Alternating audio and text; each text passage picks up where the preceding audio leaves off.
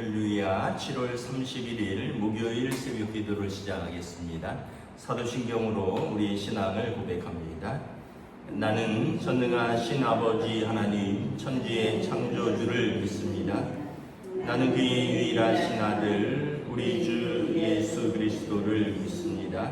그는 성령으로 잉태되어 동정녀 마리아에게서 나시고 본디오 빌라도에게 고난을 받아 십자가에 못 박혀 죽으시고 장사된 지 사흘 만에 죽은 자 가운데서 다시 살아나셨으며 하늘에 오르시어 전능하신 아버지 하나님 우편에 앉아 계시다가 거기로부터 살아있는 자와 죽은 자를 심판하러 오십니다.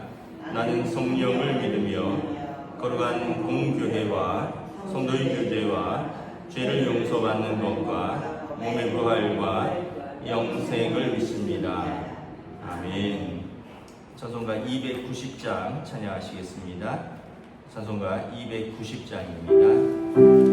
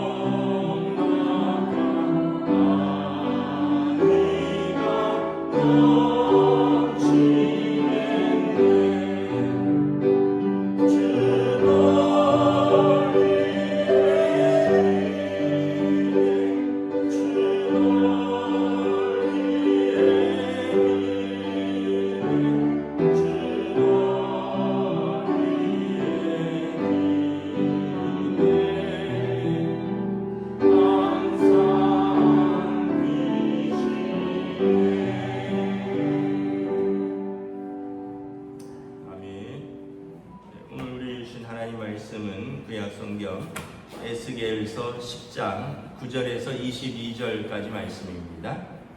에스겔서 10장 9절에서 22절까지 말씀입니다. 다 찾으신 줄 알고 저 여러분들이 한 절씩 교도하겠습니다. 내가 보니 그룹들 곁에 네 바퀴가 있는데 이 그룹들 곁에도 한 바퀴가 있고 저 그룹 곁에도 한 바퀴가 있으며 그 바퀴 모양은 황옥 같으며 그 모양은 넷이 똑같은데 마치 바퀴 안에 바퀴가 있는 것 같으며 그룹들이 나아갈 때는 사방으로 몸을 돌리지 아니하고 나아가되 몸을 돌리지 아니하고 그 머리 향한 곳으로 나아가며 그 온몸과 등과 손과 날개와 바퀴 곧 네 그룹의 바퀴의 둘레에 다 눈이 가득하더라. 내가 들으니 그 바퀴들을 도는 것이라 부르며 그룹들에게는 각기 네 면이 있는데 첫째 면은 그룹의 얼굴이요 둘째 면은 사람의 얼굴이요 셋째는 사자의 얼굴이요 넷째는 독수리의 얼굴이요 그룹들이 올라가니 그들은 내가 그발 강가에서 보던 생물이라. 그룹들이 나아갈 때에는 바퀴도 그룹 곁에서 나아가고 그룹들이 날개를 들고 땅에서 올라가려 할 때에도 바퀴가 그 곁을 떠나지 아니하며 그들이 서면 이들도 서고 그들이 올라가면 이들도 함께 올라가니 이는 내 생물의 영이 바퀴 가운데 있음이더라. 여호와의 영광이 성전 문지방을 떠나서 그룹들 위에 머무르니 그룹들이 날개를 들고 내 눈앞에 땅에서 올라가는데 그들이 나갈 때 바퀴도 그 곁에서 함께하더라. 그들이 여호와의 전으로 들어가는 동문에 머물고 이스라엘 하나님의 영광이 그 위에 덮였더라. 그것은 내가 그발 강가에서 보던 이스라엘의 하나님 아래에 있던 생물이라. 그들이 그룹인 줄을 내가 아니라. 각기 네 얼굴과 네 날개가 있으며 날개 밑에는 사람의 손 형상이 있으니 얼굴의 형상은 내가 그발 강가에서 보던 얼굴이며 그 모양과 그 몸도 그러하며 그리하며 바퀴 곧게 앞으로 가더라. 아멘. 할렐루야. 오늘도 새날을 주셨습니다. 하나님께서 은혜와 평강으로 함께해 주시기를 축복합니다. 지금 이제 에스겔이 환상을 보는 가운데 예루살렘으로 갔다 그랬죠. 첫 번째 환상은 1장에 보면 이제 그발 강가에 있을 때 이제 바벨론의 포로로 잡혀서 수로 공사를 할 때 보던 환상이고요. 두 번째 환상은 이제 1년 4개월이 지난 이후에 이제 환상 중에 예루살렘으로 들려 올라가서 예루살렘 성전과 그 성읍과 그 사람들을 보는 환상입니다. 그러니까 이 지금 두 번째 환상인데 내용은 두 번째 환상 중에서 본 내용과 첫 번째 환상 중에서 본 내용이 일부분 같다라는 거예요. 어떤 부분이 같냐 하면 그 그룹들은 천사들입니다. 체루빔이라고 하나님의 어떻게 보면 이제 심부름꾼들이고 또 하나님의 이제 하나님을 모시고 다니는 그런 천사들인데 그 천사들과 그 그룹들과 그 바퀴들 어떤 면에서 보면 이제 그냥 바퀴라기보다는 이제 그 병거죠. 병거 마차한 거죠. 불수레입니다. 그 밑에 불에 그 밑에서 바퀴들 사이에서 불을 꺼냈다 그랬잖아요. 불수레, 불병거에 천사들이 호위하고 이 바퀴가 달렸는데 그 바퀴들 안에 또 바퀴 같은 것이 있어서 바퀴가 하나만 있으면 이렇게 앞으로 가고 옆으로 갈 때 이제 뭐 이렇게 조금 방향을 틀 때 그런 완전히 자유롭지는 않은데 바퀴 속에 바퀴가 있기 때문에 앞으로 가고 옆으로 갈 때 방향 전환에 전혀 문제가 없는 그런 형태로 말씀을 하고 있습니다. 다시 말하면 이것은 하나님의 지금 어떤 임재의 현상을 어떤 그 하나님께서 타고 다니시는 불병거 그리고 하나님을 이제 모시고 다니는 그룹들을 통해서 지금 하나님께서 이 예루살렘 성전에 함께 계신다는 것을 보여주는 거죠. 우리로 말하면 이런 거예요. 뭐 예를 들면 뭐 어떤 차가 와 있다. 그럼 그 차는 평소에 아실 거 아니에요. 뭐 이 차는 담임 목사 차다. 이 차는 어느 장로님 차다. 또 아니면 이 차는 누구 차다. 그 차가 와 있으면 그분이 와 있는 것처럼 지금 이 그룹들을 타고 다니고 그룹들과 함께 다니는 그건 사람이 아니라 천사도 아니요 하나님만 하실 수 있는 거죠. 다시 말하면 지금 이 예루살렘 성전에 하나님이 와 계시다라는 거예요. 근데 지금 하나님이 어떻게 하시냐면 좀 성전을 떠나고 계셔요.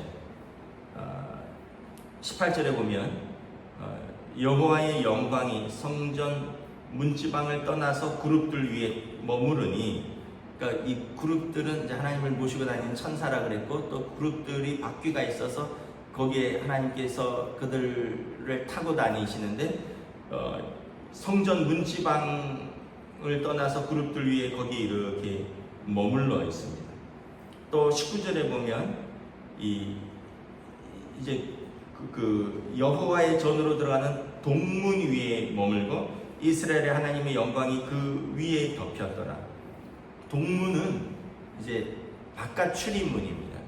그러니까 성전으로 들어갈 때 동쪽 문으로 들어가거든요. 그러니까 우리로 말하면 예를 들면은 문지방은 본당 현관이라면 동문은 그 주차장 쪽 그런 마당이라고 보시면 돼요. 다시 말하면 하나님의 영광이 지금 하나님께서 성전 문지방에 계시다가 또 하나님께서 동문 출입문을 통해서 나가시는 거예요. 그런데 어떻게 나가시냐면 그 위에 머물러 있더라. 다시 말하면 멈추어 서 있더라라는 거예요. 이 표현은 어떤 의미가 있냐면 하나님께서 슉 나가시지 않고 내내 아쉬운 거예요. 내내 못 떠나겠는 거예요. 마치 그 사랑하는 연인들을 뭐 오래돼서 기억이 안 나시겠지만 그 젊은 연인들이 데이트할 때 여자친구 데려다 주고 집 앞에 데려다 주고는 뭐 그 앞에 뭐 놀이터라든지 거기서 계속 뭐 그 집을 올려다보는 것 같이 현관에 데려다 줬는데 그 앞에서 이제 또 한참 머물면서 이렇게 못내 아쉬워하는 것 같은, 또는 뭐 어머니가 아이를 이렇게 이제 일하러 가는데 만약에 어머니가 아이를 뭐 친정 어머니한테 맡겼다. 그런데 이제 아이를 두고 일하러 가는데 어린 아이가 이제 못내 이제 보고 싶고 또 아쉽고 그래서 발걸음이 잘 안 떨어지는 그런 지금 모습인 거예요. 하나님께서 예루살렘 성전에 오셔서 한번 쭉 돌아보시고 성읍들을 돌아보시고 서기관 같은 천사에게는 이제 그 의인들과 하나님의 마음으로 슬피 우는 자들의 이마에 표를 하라. 다른 6 천사에게는 칼을 들고 이 성읍 성전 앞에서부터 늙은이부터 젊은이까지 하나님 앞에서 그 우상 숭배와 불충실한 자들을 치라라고 명하신 다음에 지금 성전을 떠나시는데 문지방에서 한번 또 서시고 출입문 앞에 서서 또 멈춰서서 돌아보시는 것 같은 모습을 하고 있는 거죠. 우리가 여기서 하나님의 마음을 알 수 있는 거예요. 하나님의 마음. 하나님은 못내 아쉬워하고 못내 포기하지 못하시는 하나님의 마음을 알 수 있는 거죠.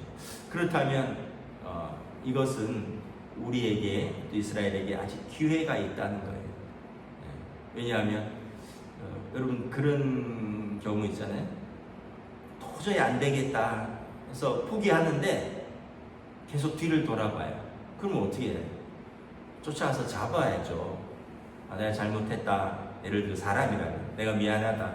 내가 잘못했다. 다시는 안 그러겠다. 왜냐하면 도저히 안 되겠다 해서 떠나는데 계속 못내 아쉬워서 뒤를 돌아본다는 건 미련이 있고 사랑이 남아있다는 거잖아요.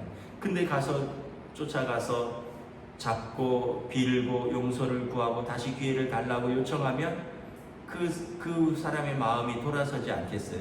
이것은 지금 하나님께서 에스겔을 통하여 하나님의 마음을 이스라엘에게 알려주라고 하는 거예요.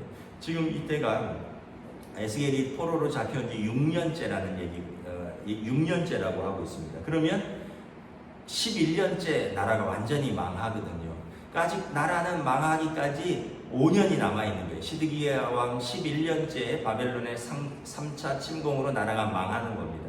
지금 2차 침공 이후에 여호야긴 왕과 에스겔과 이런 사람들이 사로잡혀 와 있고, 마지막 시드기야 왕이 11년을 통치하고 있는, 나라가 망해가는 그 과정 중에 있는 거죠. 그러니까 아직 5년이 남아 있는 거예요. 하나님의 심판이 5년이 남아 있는데 가서 이스라엘에게 하나님의 마음을 전달하라는 거예요.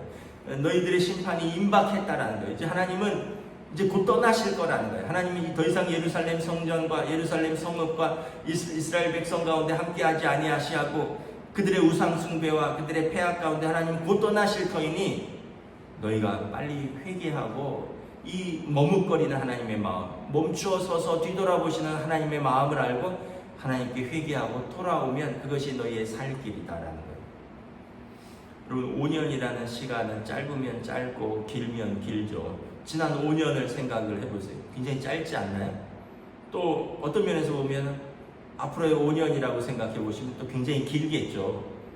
그런데 이게 여러분, 회개하고 기회가 있을 때 돌아서는 사람에게는 그 시간은 짧든 길든 사는 시간이고, 근데 회개하지 않고 돌이키지 않는 사람에게는 그 시간은 뭐 길면 길 대로 넘어가고 짧으면 짧은 대로 망하는 길이다라는 거예요.